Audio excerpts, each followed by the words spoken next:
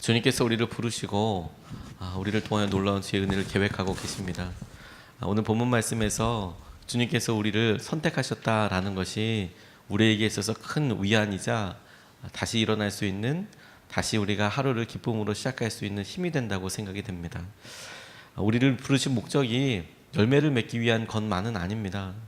열매만을 위해서라고 이야기한다면 가장 많은, 가장 놀라운 그런 열매만을 주장하실 텐데, 하나님께서는 예수님을 통하여 우리에게 포도나무 대신 예수님 옆에 붙어있는 것이라고 말씀하시면서 우리가 맺고 있는 열매가 예수님을 통한 열매, 다시 말해서 우리가 예수님께 온전히 의지하고 예수님과 온전히 함께하게 될 때 우리에게 있게 되는 결과들에 대해서 주목하신다라고 생각을 하면, 결과의 양이 아니라 우리가 맺고 있는 열매가 어떤 것인지 그 과정이 훨씬 더 중요하다라는 생각을 하게 되었습니다.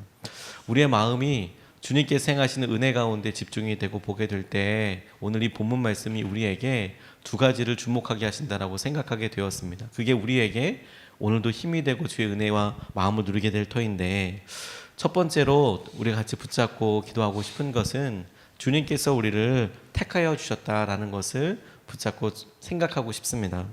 16절 말씀에 보면 너희가 나를 택한 것이 아니요 내가 너희를 택하여 세웠나니, 이렇게 이야기하고 있습니다.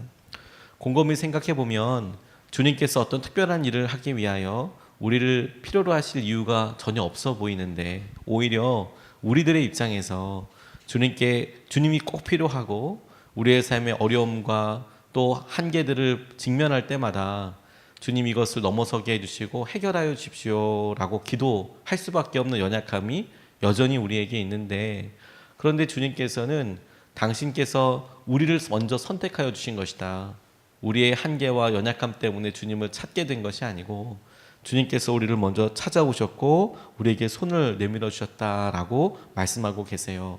이 말은 주님께서 우리를 붙잡아 주셨으니, 연약할 때 그렇게 붙잡아 주셨으니 우리의 어떠함을 뛰어넘어 주님께서 우리를 결코 포기하지 않으시겠구나 라고 오늘도 의지할 수 있고 믿을 수 있게 해주시는 것이죠.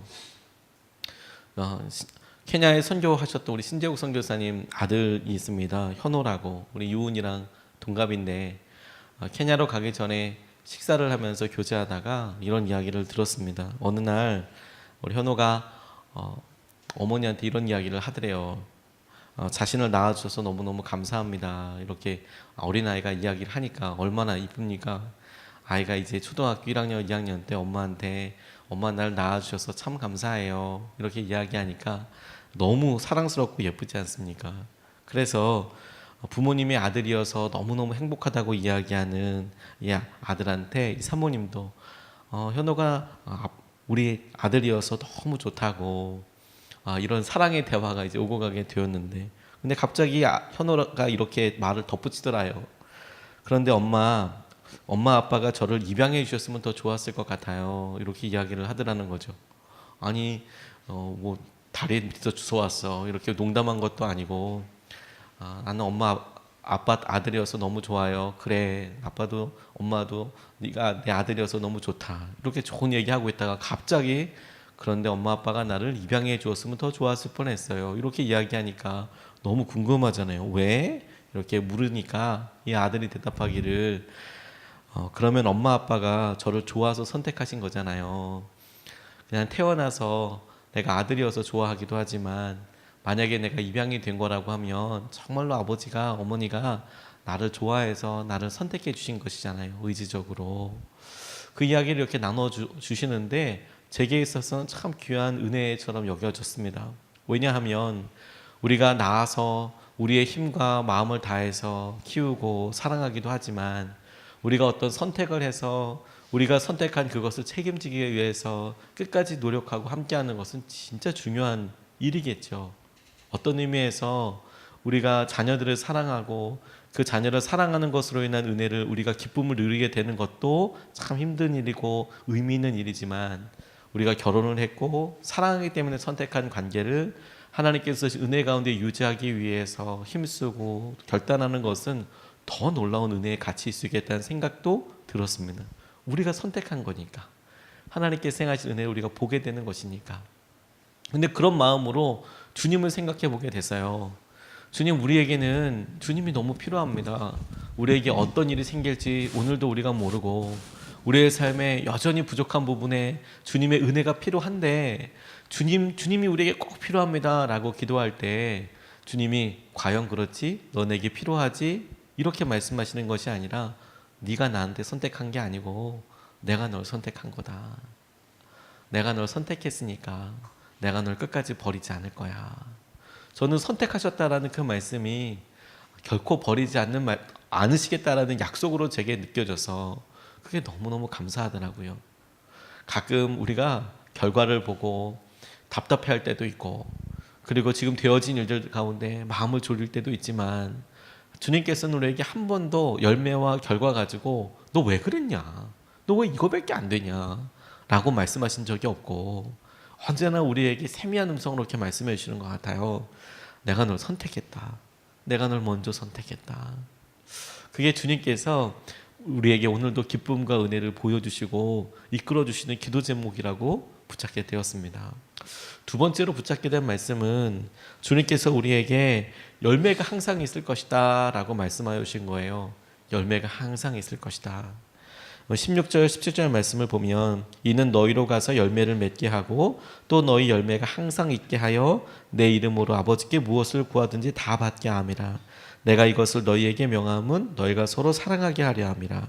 세번역 성경으로 그 열매가 언제나 남아있게 하려는 것이다. 이렇게 나와 있습니다.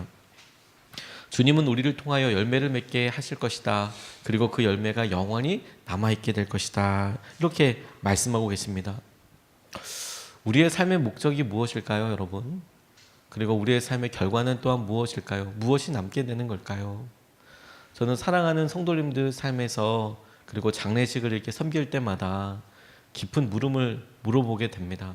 고인이 되신 분께서 생전에 많은 사랑으로 주위에 있는 사람들을 사랑하신 것도 분명할 것이고 또 사람들은 어떻게 평가할지 몰라도 이분의 삶이 정말 최선을 다해서 매진하시고 그게 아름다운 열매 자체라는 것에 대해서도 부인하지 않습니다. 그런데 그렇게 장례식장이나 의미 있는 자리에 가서 질문하게 되는 걸 보면 그래서 남는 것이 무엇인가 라는 질문을 조심스럽게 해보게 되는 것이죠. 아주 사회적으로 성공하신 분의 장례나 그리고 한 가정을 위해서 헌신하신 분의 장례나 또 잘 알지 못하는 분이라고 하더라도 고인의 삶을 평가하기 앞서 무엇을 위하여 우리가 살아가게 될 것인가 그런 질문들을 많이 하게 돼요. 화장장에 이렇게 가서 제가 인도하고 집전하고 있는 장례의 순서를 기다리고 물끄러미 서서 거기에 앞서 지나가는 많은 분들의 모습을 보면 다 똑같은 모습으로 들어가시거든요. 다 똑같은 모습으로 들어가시고 저분들의 삶이 얼마나인지는 잘 모르겠지만 그래서 남게 되는 것은 무엇일까라고 질문하게 되는 거죠. 허무할 수밖에 없는 우리의 삶에 대해서 주님을 믿고 따르는 삶이 주님은 그것을 통해서 영원한 열매가 남게 될 것이다 라고 말씀하고 계시는 거거든요. 그게 영원한 것이다. 달콤한 인생이라는 영화가 있습니다.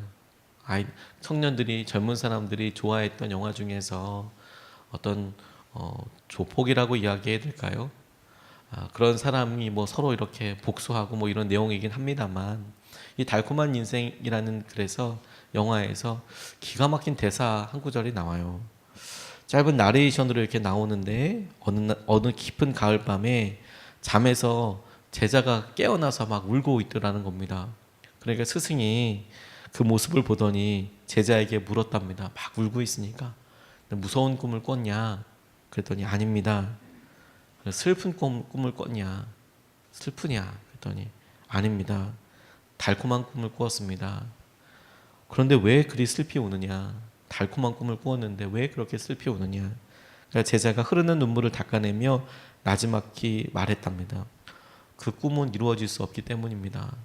꿈이 이루어질 수 없기 때문에 우리가 어느 순간에 한순간에 훅 사라져버릴 꿈들을 꾸고 살아가지만 그것이 허망하다는 것을 본능적으로 느낌으로도 알고 있지만 그런데 그걸 결코 포기하지 못하죠. 그리고 어느 순간에 되면 너무 아름다운 꿈이었다라고 이야기하지만 이루어질 수 없다라는 것에 대해서 우리가 슬퍼하고 힘들어 하지 않습니까?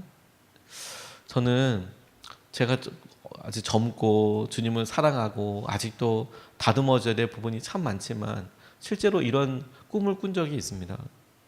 제 마음속에 어느 날 이렇게 자다가 하나님께서 주신 마음인지 제 안에 질문 하나가 들었어요. 어느 날 목회를 열심히 하고 있는데 갑자기 제 마음속에 든 생각은 이렇게 설교하고 성도님들 섬기고 그리고 내 교회에서 사역하고 이게 다일까? 이런 생각을 하게 됐어요. 이게 다일까? 그렇다고 해서 특별한 문제가 있는 것도 아니고 내가 설교하는 것을 통해서 부르심 받고 그리고 내가 성도님들 섬기는 것으로 부르심 받았고 그리고 교회의 여러 일들을 당연히 섬기는 것으로 부르심을 받았는데 이게 다일까? 라는 생각을 하다 보니까 마음 안에 정말 중요한 것이 있다는 생각을 하게 됐어요. 왜 이걸 하고 있는지, 예수님을 얼마나 더 의지하는지, 이게 정말 예수님 때문에 날마다 하고 있는 일인지 그거에 대해서 스스로가 계속해서 목마르듯이 찾고 있는 것이죠. 내가 하고 있는 일이 설사 무엇이라고 하더라도 그 안에 정말로 예수님과 함께하는 연합과 열매가 없다면 이거 허망하게 훅 바라보면 사라져버리고 없어져 버릴 수밖에 없는 그런 일들이 되겠구나. 이거 너무 허무하겠구나.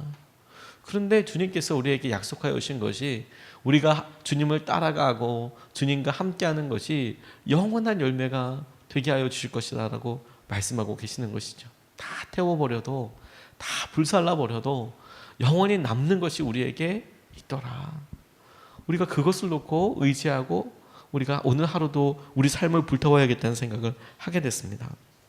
아우카족을 선교하러 들어갔다가 무참하게 순교당한 5명의 젊은 남자들, 그들에게 각각 아내들이 있었습니다. 아이들도 있었습니다.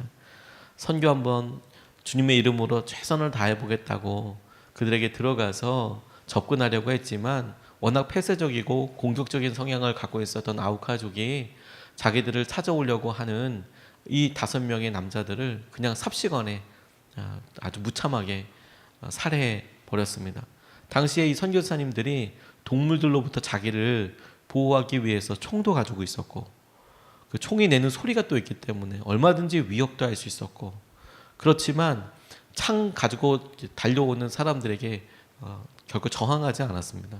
그래서 그 창에 날카롭게 죽었고 그렇게 순교한 자리가 당시에 인공위성이 처음 발견되고 그리고 그 아주 선명한 칼라 사진으로 찍혀서 그들의 유해가 그렇게 신문에 발표되게 되었습니다. 공분이 일어나고 어떻게 저럴 수가 있냐고 사람들이 깜짝 놀라서 그렇게 되었지만 정작 시간이 지나고 나서 더 놀란 것은 무엇이냐면 그분의 아내들 중에서 엘리자베스라는 분이 남편이 무참하게 죽고 그렇게 살해된 바로 그곳에 가서 다시 선교를 하기 시작했다는 겁니다.